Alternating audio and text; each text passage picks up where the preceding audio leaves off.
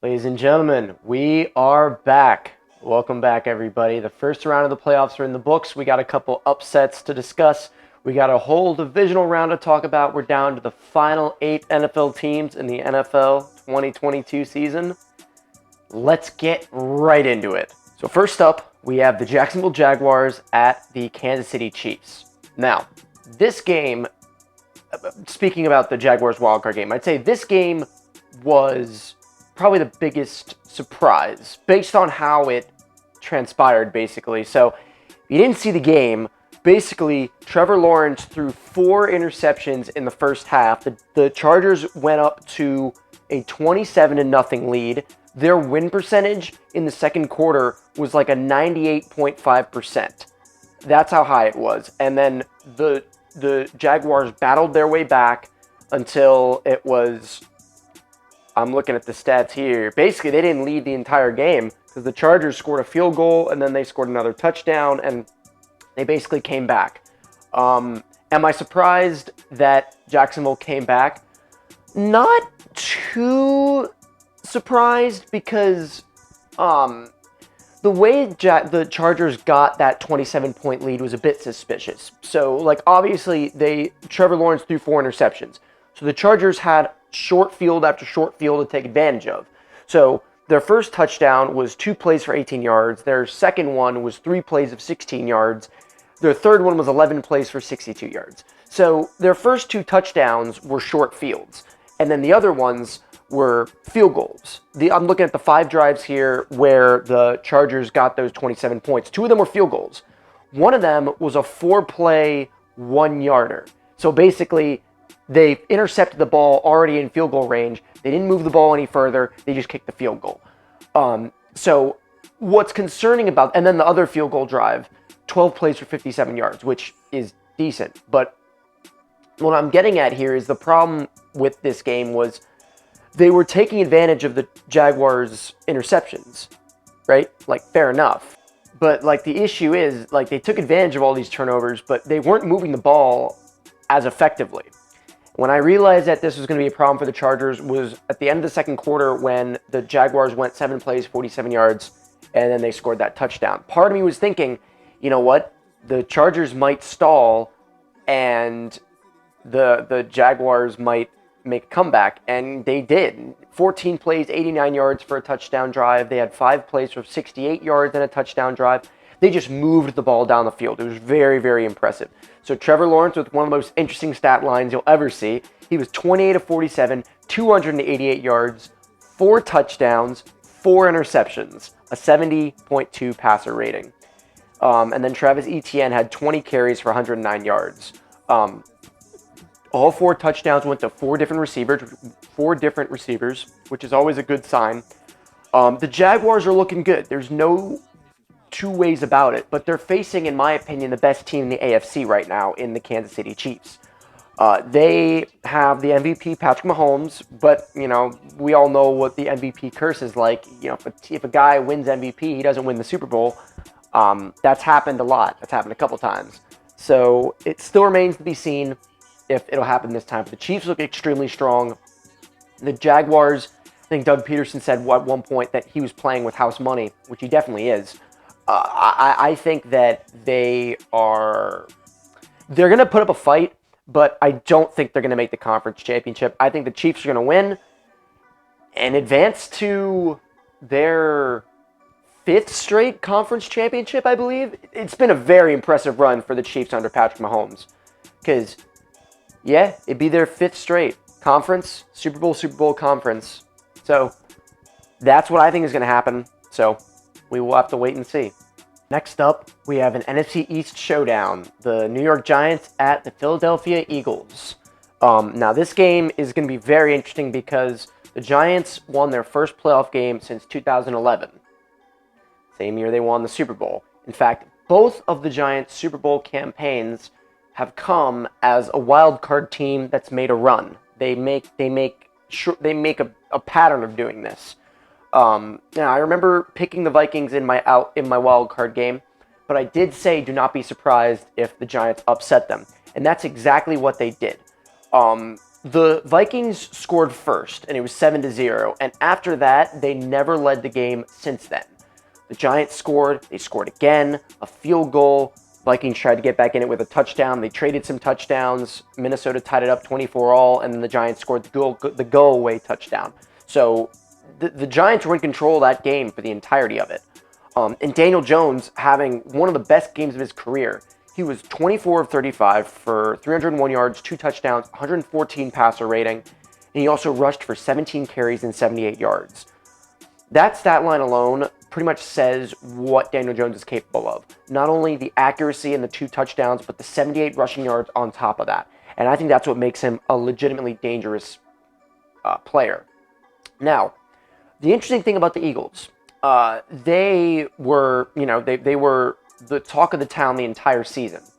They've really cooled down these last couple weeks, and it's kind of at the wrong time, right? You want to be as hot as possible. You want to be as hot as the San Francisco 49ers are around this time. So they're 14-3, so they lost 2 of their last 3. Granted, it was not with Jalen Hurts, but that's not how you want to end the season, right? But that being said, Jalen Hurts is back. The Eagles have looked like world beaters this season, where they have overcome leads, they've overcome adversity, and they've destroyed people. It's honestly kind of similar to what San Francisco has been doing in the latter part of this season. I do think the Eagles are going to win this, though. If they go out here, it'll be a massive upset, and then the Giants going to the conference championship would be huge for them after the way they ended last season. It would be brutal. But I think the Eagles are too well-rounded of a team to lose to the Giants. So I'm going with the Eagles on this one. So now, our last AFC matchup. We have the Cincinnati Bengals at the Buffalo Bills. Now, this is going to be a good one. These two teams, of course, met earlier on in the season a couple weeks ago. That was the infamous Damar Hamlin game that was ruled a no contest. So they are going to get to play each other again here. And this is the first game where the teams playing both made it through the wild card round. So it'll definitely be interesting. Both games here should have been cakewalks for both of these teams. The Dolphins put up a really good fight against the Bills, and the Ravens put up a good fight against the Bengals as well. The Bengals honestly got a little bit lucky with that one Tyler Huntley goal line fumble. It's one of the craziest plays I've ever seen live. I couldn't believe what I was seeing. But basically, both teams still managed to win. Joe Burrow was 23 of 32 for 209 yards, a touchdown, and a 99.6 passer rating. So he had a very good game. The Bengals, while the Ravens did well, it doesn't look like, I'm just looking at the scoring summary here. The Ravens were never really in the lead at all during this game. Like I said, they fought valiantly, but the Bengals had control over it for the most part. As for the Bills and the Dolphins, that was a little bit different because the Bills went up 17-0. And then the Dolphins battled all the way back and tied it up 17-all. And then they eventually took the lead at one point with a fumble return to make it 24-20. So the Bills were under a lot of duress, but noticeably here, they scored 2 more touchdowns after that to make it 34-24 entering the fourth quarter. So the Bills, while they made some turnovers, made some mistakes, for example, Josh Allen was 23 of 39 for 352 yards, 3 touchdowns, 2 interceptions, and a 93.1 passer rating. Even though they made all these mistakes, they let the Dolphins get up, they get back in the game after they were up 17 points. They still put the game away, which is a good knock for the Bills, but that's not going to work against the better team, right? Skylar Thompson, the Dolphins' third-string quarterback, was playing. So if you let a guy like that get back into your ball game, it's not going to be good against Joe Burrow, who's arguably a top 5 quarterback in the league right now. This game, I think, is the one that could go either way most. You want to side with the home team being the Buffalo Bills because they have more of a track record. Everyone's been saying since week 1 that these guys are Super Bowl favorites. but it's going to be a tough road. And whoever wins this game is going to have to play the Chiefs, which the Bengals have beaten the Chiefs. The Bills are 2-0 against the Chiefs in the playoffs. So, God, we'll see. But it'd be great if the Bills won and then the Chiefs could play again. That'd be 3 straight times they met each other in the playoffs. Maybe the Bills can finally get that win on them. Kind of reminds me of the Cowboys and 49ers rivalry in the early 90s when they met in the conference championship for 3 straight years. But I am going to go with the Bills on this one. I think that they have a stronger offense. I think that the Bengals, had more trouble than we expected with the Ravens. And to be honest, like not the only reason, but that fumble recovery touchdown was a huge proponent that they won the game. So while I think that the Bills are going to win, I think it's going to be an incredibly tough game and an incredibly good game. If you're going to sit down, if you're not a fan of any of these 8 teams and you want to watch one of these playoff games, I would recommend watching the Bengals-Bills game because I think it's going to be the best one. But I'm going with the Bills. All right, guys, so the last game, we have the Dallas Cowboys at the San Francisco 49ers. Two very... Well, I'd say these 2 games were the 2 wildcard games that were the biggest blowouts. Like, for one thing, the Cowboys doing what they do best. They beat the Buccaneers 31-14. Dak Prescott was 25 of 33, 305 yards, 4 touchdowns, 143.3 passer rating. An incredible game by Dak Prescott. This shows what Dak Prescott is really capable of, and when he gets cooking, like, it's dangerous. Like, the Buccaneers were never in this game. They were shut out in the first half. It was 18-0 at half, so the Buccaneers were never in this game. It still follows my narrative of the Cowboys where they bully bad teams and they beat them really bad. So everyone thinks they're great, but when they face a team that's actual competition, they fold. Now, I don't think the 49ers are any old actual competition. I think the 49ers are the best team in the NFL right now. Just the way they've been playing, I think that the only team in the NFC that I think can make the Super Bowl right now is the 49ers with how they've been playing. For example, in this Seattle Seahawks game, the game was pretty close for the first half. It was 17-16 Seattle. They had robbed the 49ers of a field goal at the very end, a 13-second drive, 2 plays, 24 yards. They were able to kick a 56-yard field goal to have a 1-point lead going into the second half. However, the 49ers came back with a vengeance in the second half, and they outscored the Seahawks 25-6.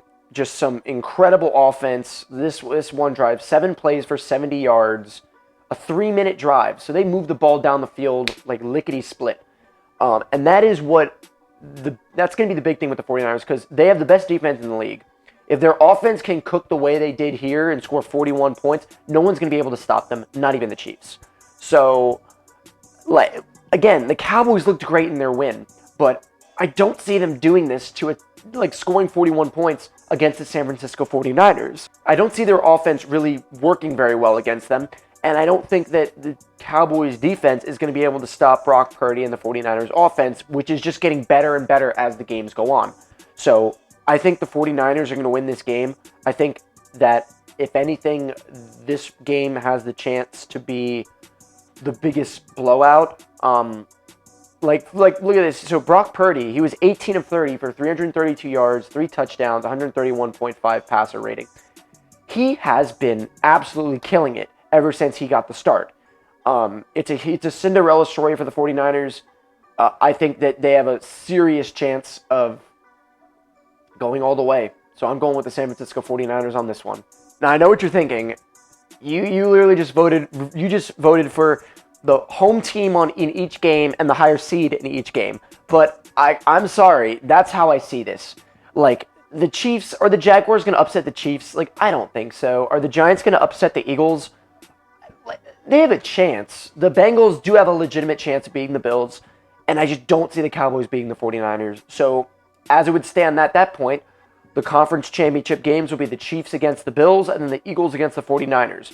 If If it comes to that, I think the Chiefs are going to win. I think the 49ers are going to win. We're going to have a rematch of the 2019 Super Bowl where the Kansas City Chiefs beat the San Francisco 49ers. And I honestly hope that happens because I think those would legitimately be the two best teams in the NFL playing each other in the Super Bowl. And that's how it should be. So next week, we will be down to 4, the conference championship. We're nearing the end, folks. Thank you guys again for watching. For all the people who have stuck with me since week 1, I really do appreciate it. We're so close, just got a couple more videos, and this little experiment of mine will be completed. So thank you guys very much. Take care.